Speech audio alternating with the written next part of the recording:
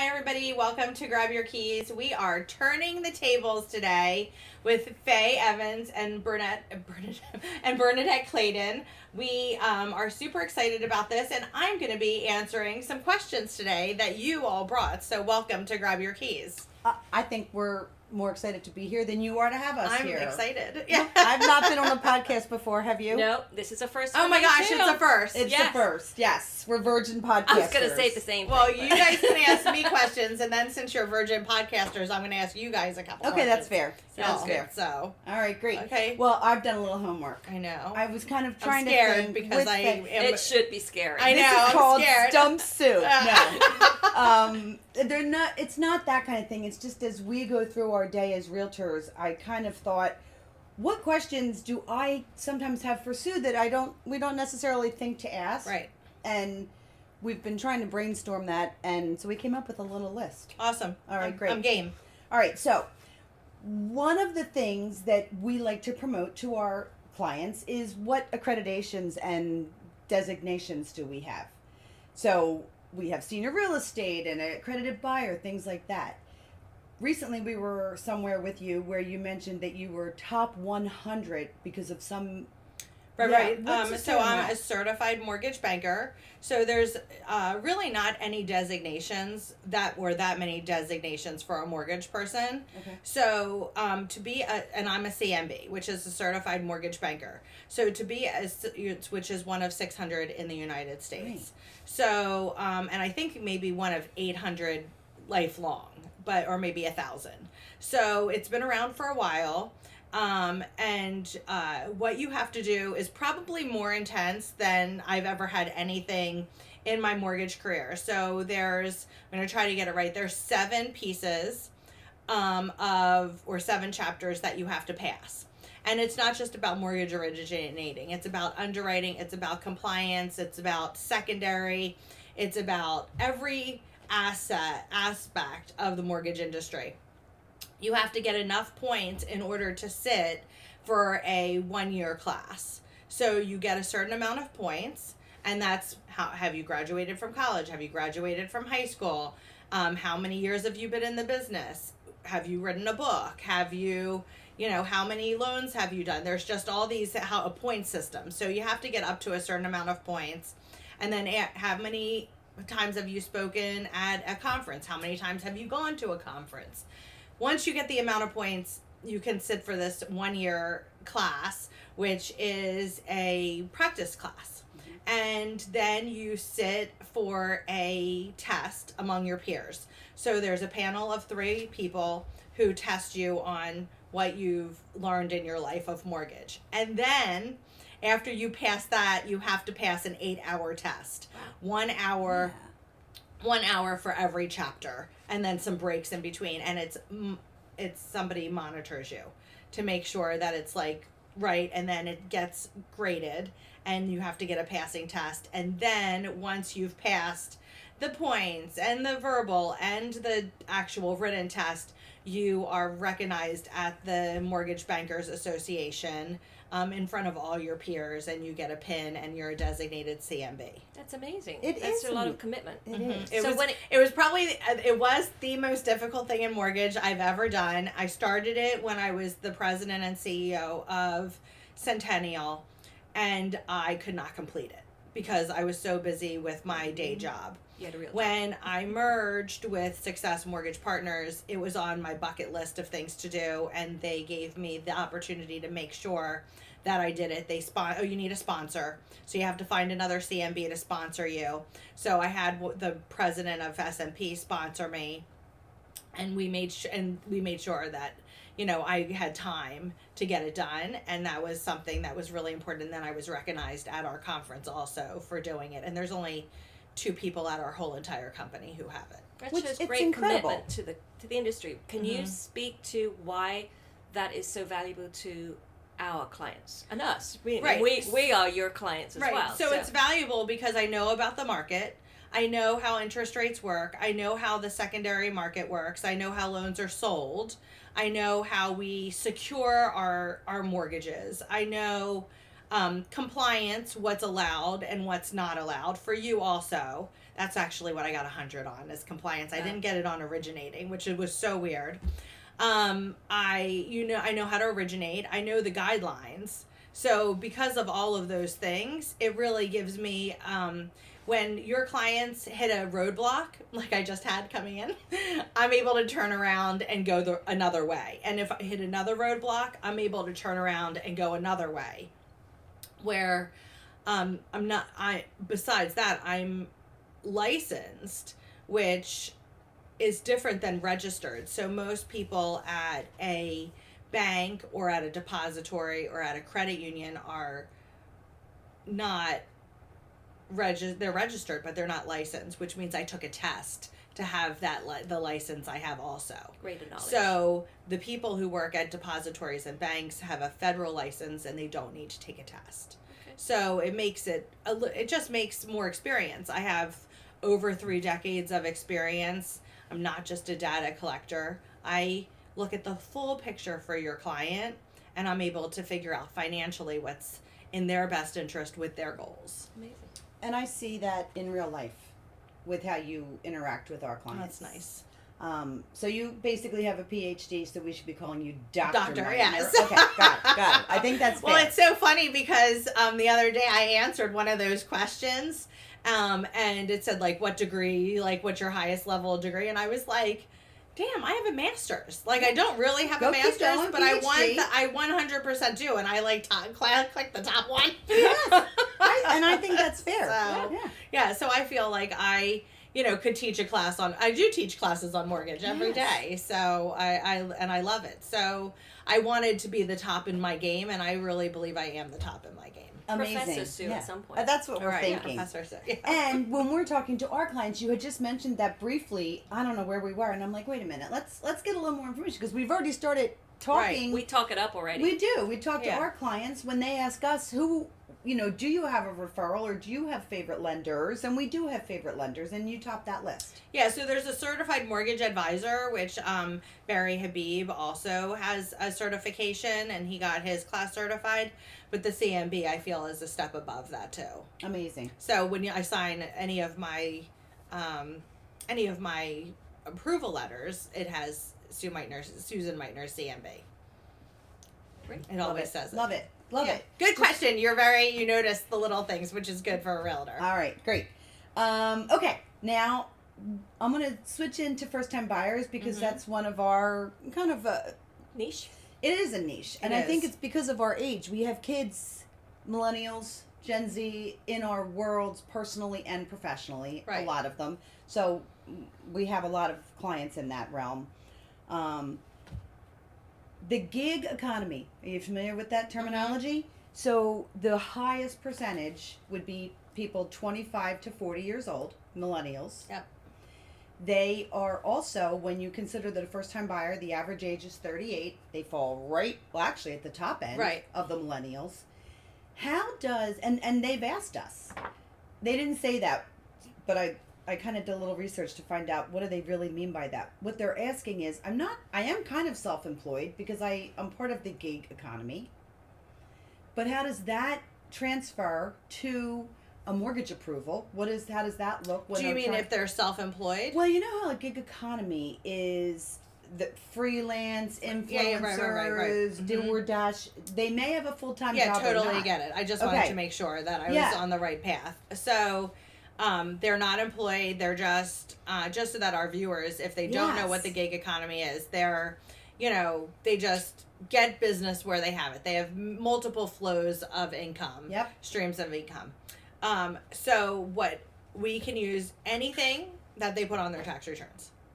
Okay. So if they put on their tax returns anything for 2 years, then we can use it. So we just need an average of 2 years based on anything. And if they have a company like an LLC and they're putting everything into that, then we would need to see that was a business and that they're putting everything into their business. Okay. But if they're getting 1099 for 4 jobs, then we put the 1099. So we do have someone right now who's getting 2 1099s, and we're using both their 1099s. The kicker with your tax returns is if you write anything off. We have to deduct whatever you write off. So the best time to talk to me is when you're doing your taxes, whether in this time of year now in the first quarter, or if you do an extension in the third and fourth quarter, because I'm able to say, yes, you're making enough money, or no, you're not making enough money. Yes, do this amount of deductions. No, don't do that amount of deductions, so that we can make sure that you have enough income to qualify for your house. And that's my most favorite time to work with people. So what I'm hearing you say is the gig economy doesn't change their approval too much one way or another. It's all just part of the bigger picture. Yes, unless they have declining income. So if you have declining income, we can't average 2 years. We have to take the worst of the 2 years.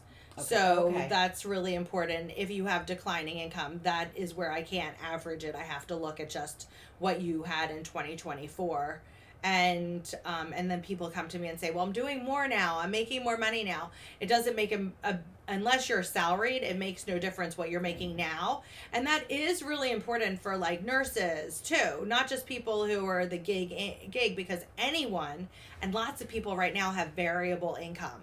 So anyone who has variable income, they think they are making $65,000. Yet when I do their income, they're really only making 60.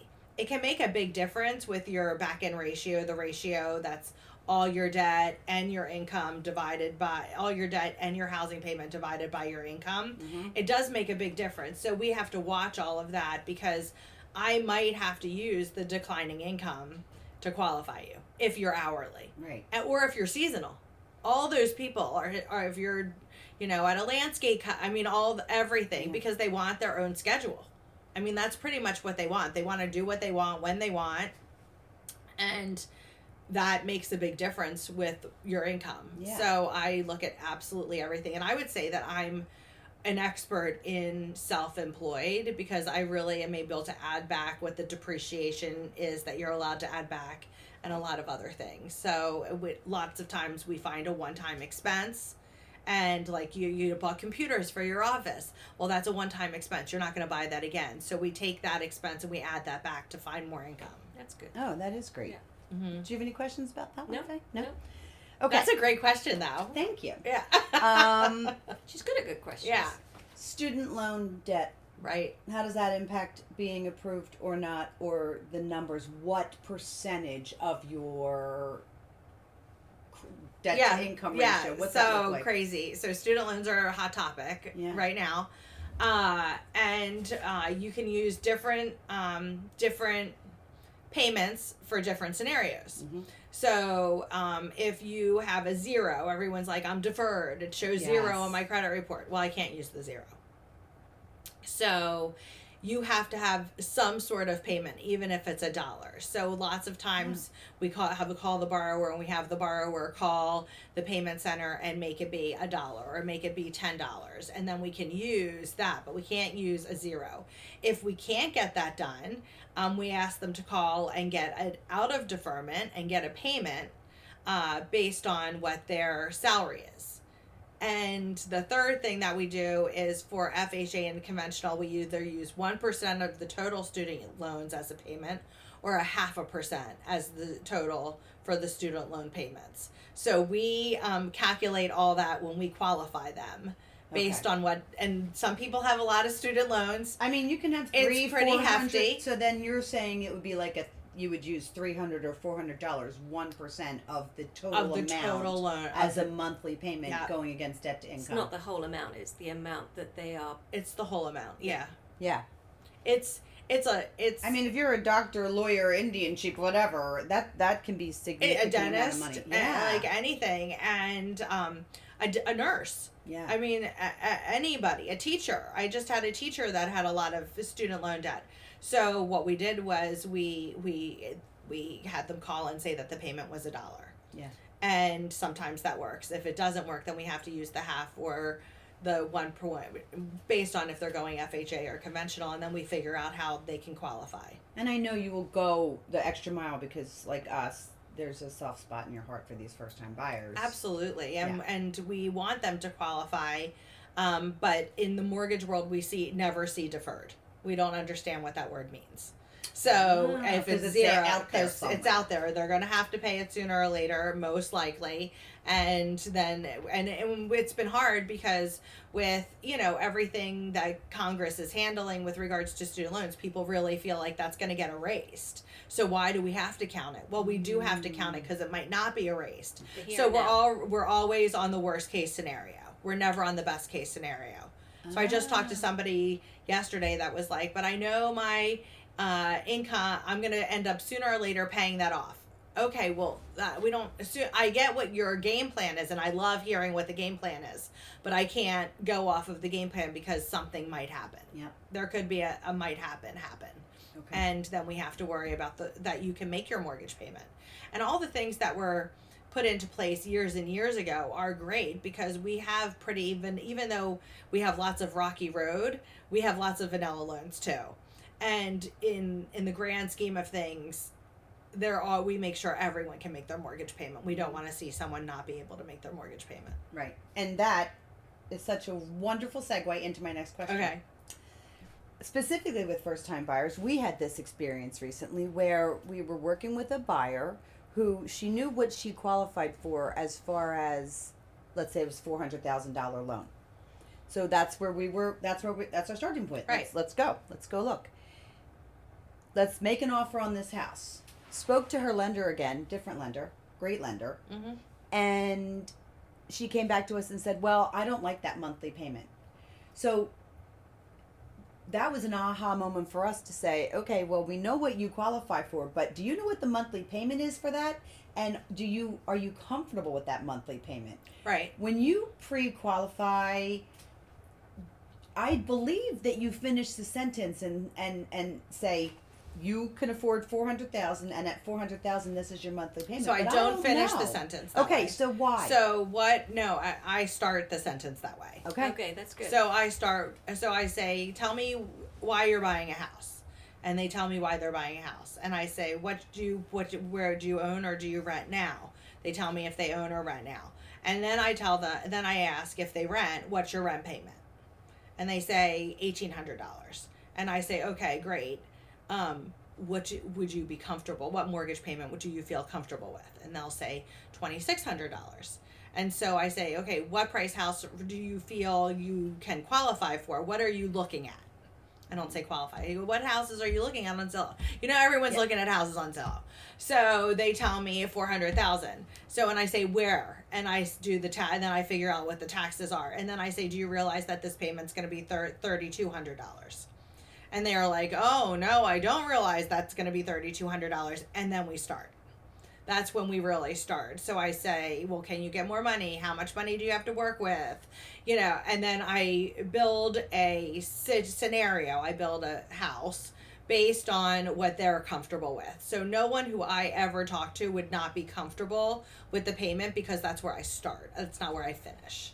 Which is huge It's an education. So, like we said, first-time buyers, they have no clue. And it's so important to know where they are now so that they can feel comfortable with what they're going to be moving into. Yeah, so Financially. that's just a lender, in my opinion, who was trying to get top dollar for them because people always ask me, so what am I qualified for? And I said, well, do you want to know what you're qualified for? Because then you're not going to be happy with the payment. So we started with the payment, and then I say for every $100,000 you go up, most likely it's going to change your payment by $650. So if you're happy at $400,000 and you're happy at a $2,500 mortgage payment, if you go to $500,000, you're going to be in the threes. Mm-hmm. And they're like, okay. So that's where we start. I can qualify you for $500. You're going to need more money, and your payment's going to be something that you're not going to be comfortable with. So do you even want me to qualify you for that? Right, which is so great to be on a team with great lenders from the perspective of Faye and I, because even though we don't know what the payment is for that person, you're only telling us they can look at houses up to this level. Right. But they've had the back end conversation with you that we know that we're not going to have that surprise like we did. Right. Yeah, so recently. I hate surprises. I don't like surprises. So you will not have a surprise at closing with me with regards to how much money people need, and you won't have a payment because I've already gone over that. That's super important. And I think the other thing that's super important is really diving into what the buyer is comfortable with. Yeah. People also think that interest rate totally changes significantly what your payment is, but people don't realize taxes, especially in the area that we deal with, can go from $3,000 to $8,000 in the first time home buyer process, and that can change your payment from $300 a month to over $500 a month. So that's a $200 differential that people come to me if there is ever a thing at settlement that they're like, I didn't 100% know my payment was going up $200. And I was like, yes, you do. We talked about it. I qualified you. You went and looked at houses, $200 taxes higher. We talked about that. You didn't see the full picture of it, but you got lots of paperwork saying what the full picture was. Yes. So that's the only time where I could ever think that there would be, or that we all didn't know that taxes went up on a property. And when we got the tax cert, it showed that. I've had that hiccup twice in the last decade. Okay. So, and that was actually, funny enough, that was question number 6, with property taxes varying widely in this area. So you jumped it and you answered that question for me. So let's wrap up first-time buyers with one final question. And this doesn't pertain to them a ton, but it could. Are there specific loan programs that work well for buyers, I guess first or otherwise, looking at historic homes? Because we're in Bucks County, Montgomery County. There's so many historic homes. Is there anything out there for that? Because I've never asked you that question. Or are they just the same as anything else? They're pretty much the same as everything else for historic houses, but people really need to look at first-time home buyer or down payment assistance programs and see if they're qualified for those. Okay. So you have to have a certain income, and you have to have a certain your income is based on your household. And I think that you probably can find grants for those properties. If sometimes Pearl Buck Association has grants, sometimes Bucks County has grants, so the buyer can look for the grants themselves for in any county, but especially in Philadelphia. But I think that defining what a first-time home buyer is super important. It's not just a person who's bought a house for the first time. If you have not owned a house for the last 3 years, you are considered a first-time home buyer. Oh, interesting. Yeah. That's good. Yeah, so You've interesting. shared that with us, and you've actually, a couple times we've had, I think we did have one buyer, I forget, it was a gentleman who had owned a Yes, home I remember previously, and then he was renting for more than 3 years. Right. So he actually qualified in his 60s. For a first-time home buyer. Yes, Mhm. which is sort of crazy. Sometimes people who are divorced also, because they've lived separately for so long and didn't own. So for maybe getting your alimony, your child support, having that payment, increasing your income to qualify with the payment that you might have, have to pay, it works well. So we can guide people along that, you need to rent for 3 years, and then we'll Right. get you a house. Amazing, and I did know that piece of it, and I always am surprised by it, and I'm glad that you are the person on the other side of that phone answering that question, or actually asking that question. Right. Asking And people think that mortgage is so easy. They're always like, what's your rate? What's your rate? What's your rate? Mortgage is not easy these days. So we never have something easy, and every scenario is different, and we really need to dive into it. So just being at an open house or just being, on the telephone with someone, it's not just an easy question to ask. Even a vanilla, totally W-2'd, has hundreds of thousands of dollars in the bank. That's not easy because anything can pop up. The greatest thing with credit reports and collections right now is that medical collections were just wiped off. So we don't need to count medical collections at all on your credit report. And that's a new regulation that we just are dealing with right now. If I can relate to anything you said in the last 30 seconds, it's mortgages are not easy right now. Right. I will be able to attest to the fact that real estate is not easy right now for the same reasons. And forget vanilla rocky road. We're like dealing with banana splits over here. Right. Like there's just, it's so much more complicated than it's ever been. If there's ever a time that you need a realtor, in my opinion, and a team that works well together, is now. Because, even we just had a deal. You just called. Do you need a use and occupancy? No, I don't need a use and occupancy. Who needs a use and occupancy? Well, you need a use and occupancy. The title company needs a use and occupancy. Yeah. So how are we extending the rate? What are where's the addendum going to be? How are we protecting our buyers, what exactly needs to get done. And that's why we all work together, where you're not calling a 1-800 number trying to find somebody. Yeah, absolutely. If I can just piggyback on the historic house thing, not so much for first buyers, but quite often you're going to have a historic home that needs work. Right. What are, if any, other options for buyers to be able to purchase something and then have some kind of cash to rebuild something? Is there anything mortgage-wise? So you can do what's called a 203K, which is a rehab loan. You can do what's called a streamline or a full. If it's a streamline, it's anything less than $5,000. I believe $5,000. I want to say that. It could be 10, but I think it's 5. And this is why there's so many guidelines. I have to look everything up. So on the fly is not that good for details. So it's $5,000. Anything less than $5,000, we'll put them into a 203K streamline.